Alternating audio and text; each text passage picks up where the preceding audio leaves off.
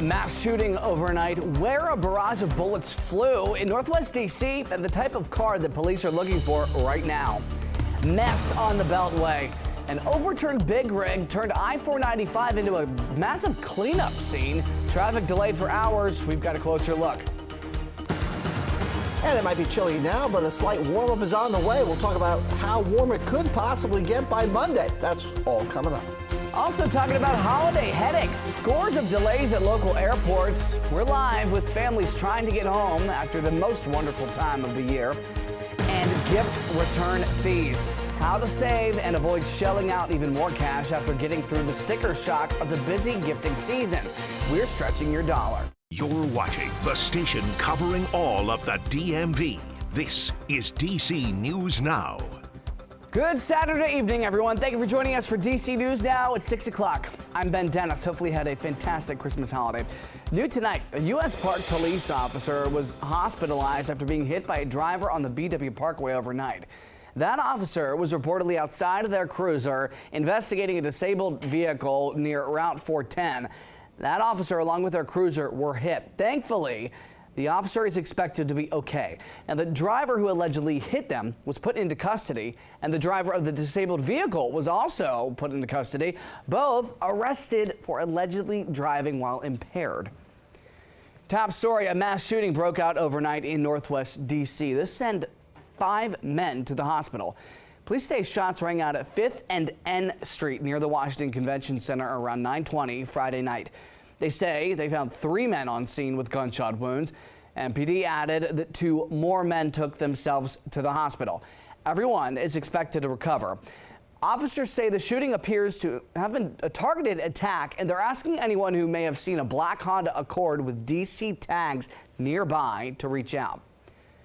DC firefighters rushed to 2 separate apartment fires within 2 hours.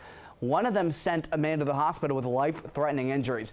That man was rescued before noon today in Capitol Hill near 8th and East Capitol Street.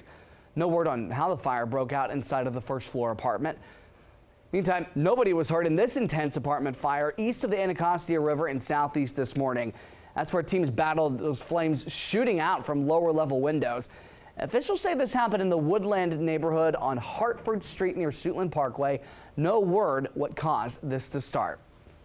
All right, before we get to those major holiday headaches at Reagan National Airport, of course, we want to get a look at the forecast with meteorologist Scott Sumner. Scott, we largely dodged a bullet, if you will, yesterday with any inclement weather. What are we looking at right now, though? Yes, for the most part we did, and right now things are just overcast. And on the chilly side here, Ben, 39 degrees outside. We'll see those temperatures dip down to the freezing mark here in the city overnight, and outlying areas about 5 to 10 degrees cooler in spots across the DMV. We'll talk about overnight lows coming up in a bit. A little bit of a breeze out there as well, up to 31 miles an hour to say the least. As a gust here, this is the highest gust I've seen this afternoon.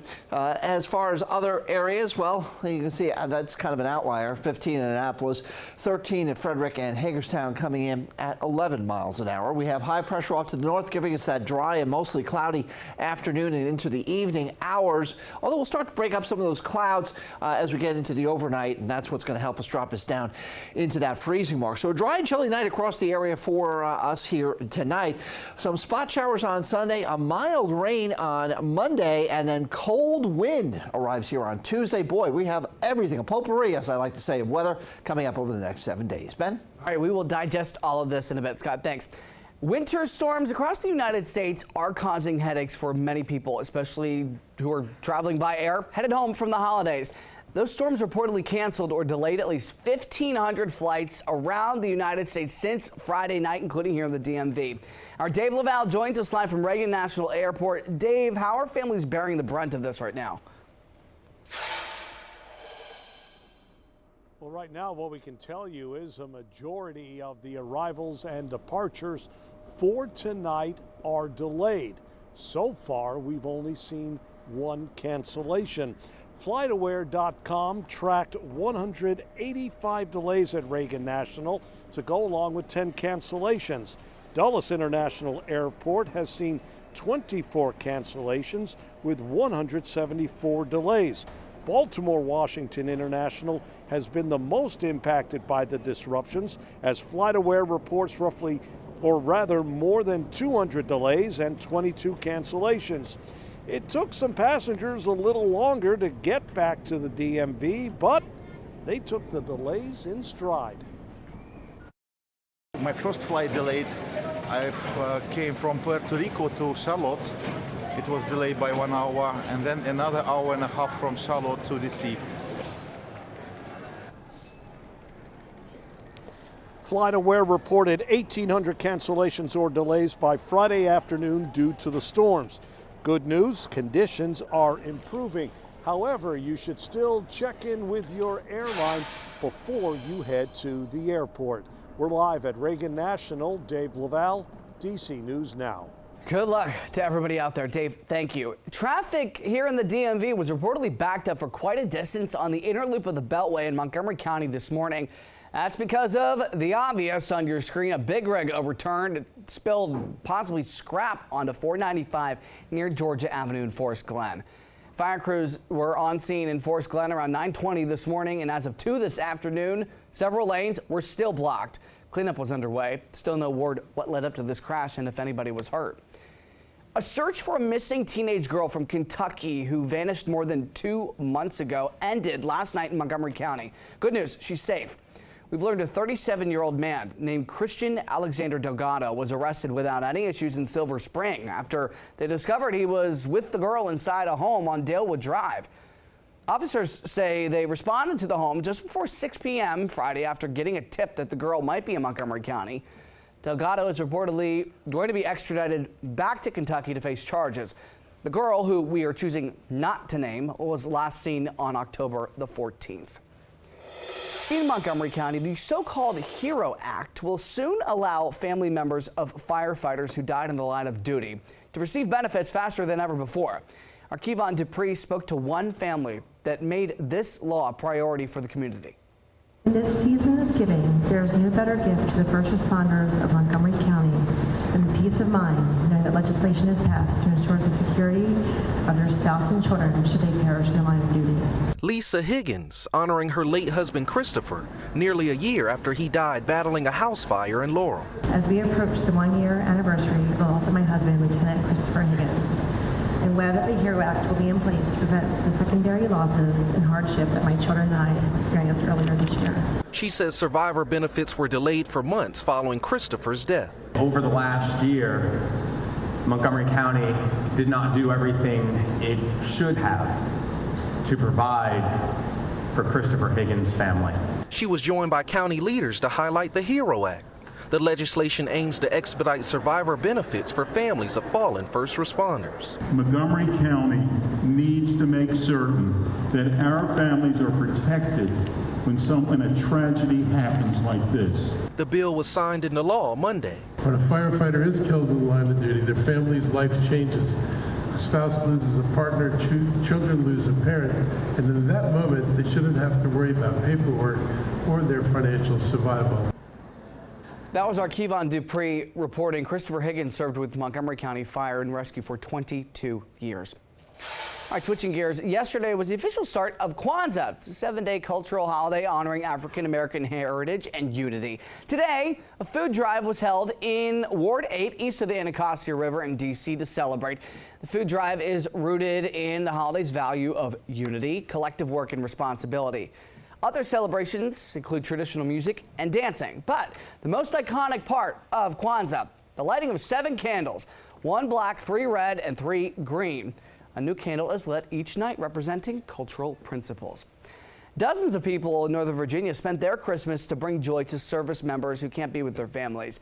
DC News Now's Max Marcilla takes us to one American Legion post in Springfield with a look at the team's latest efforts. Santa has delivered his gifts. Now the next batch is on its way. To receive a care package from home, it's like a hug. These boxes, care packages of goodies and swag, and letters, each one with season's greetings and a message of hope. Forever grateful. So sweet. On their way to someone who will cherish it. He literally grabbed the box and threw his face into it. First Sergeant ran over there and said, "What are you doing?" And he said, "First Sergeant, I just want to smell home." They call this the season of giving, and you can see here that everyone here is embodying that message, making sure that all of these care packages are being given to veterans here in hospitals at home or soldiers who are still overseas. It gives them morale, it gives them encouragement, it gives them the knowledge of the fact that they're cared for, and we didn't forget about them. Among those helping, the University of Pittsburgh football team, players and staff. It's one of their last stops before playing in the Military Bowl in Annapolis. Their opponents, East Carolina, helped set up this event. I got family that's been overseas. I know it means the world to them that they have that piece of home there with them. Wow, yeah, this one is loaded. And then there are those who are looking to give Christmas new meaning. Simone Coleman came here with her sister, sorting letters and getting new perspective. When you're deployed and away from family, it can be, you know, a little bit isolating maybe, and so just knowing that there are people that are back home that care and that love them and that appreciate all that they do for us and for our country. What started as a toy drive on campus is culminating in a team effort, giving back to those who give the most. If you look around the room today, I ask the people that are here today, the volunteers from our community, take a minute, look around. Look at the compassion, the warmth in this room today. It just means so much. In Springfield, Max Marcilla, DC News Now. A little joy can go a long way. Max, thanks. All right, we've got a heads up for Metro riders before hitting the town to celebrate New Year's. There is a holiday travel schedule to know before you go. On New Year's Eve, WMATA is offering free train and bus rides starting at 8 p.m. Metro Rail will stay open an extra 2 hours. They'll stop service at 2 in the morning. On New Year's Day, trains will start running at 5 a.m. Buses will again be on a Sunday schedule. And free Lyft rides are available every night through New Year's Day from the Washington Regional Alcohol Program. This is part of the 2025 Holiday Sober Ride Initiative to try and prevent drunk driving. You can use the code SOBERRIDE for a free ride up to $15 between 10 p.m. and 4 a.m. The offer ends New Year's Day, and it's only available for those 21 and older.